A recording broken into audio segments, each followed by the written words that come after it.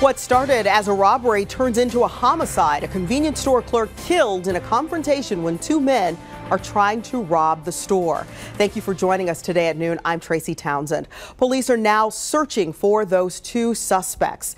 Take a look at your map. This happened on Livingston Avenue in Southeast Columbus just before midnight last night. And that's where 10 TV's Kevin Landers is right now with the latest on the investigation. Tracy, as you can see behind me, police are still holding this scene. Police have identified the victim as 34-year-old Imran Ashgar. Now, he was behind the counter when police say two robbers, one with a gun, robbed the man of cash from the register.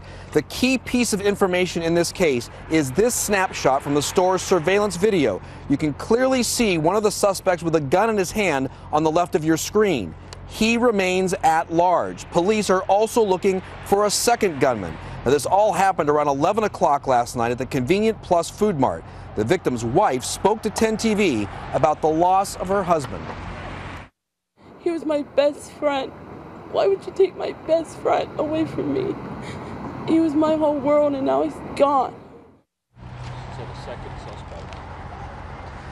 Now, his wife says her husband always feared that he would get shot. He had been shot in 2008. He wasn't injured, and it happened at another store. People we talked to at the store said they don't understand why someone would rob him, because he was known around the neighborhood as people were coming in to buy things. If they were short on money, he would still let them carry out with their goods. Police are still looking for the second suspect as well. We'll continue to follow the story and bring you the latest tonight at 5 o'clock. Reporting live in East Columbus, Kevin Landers, 10 TV News.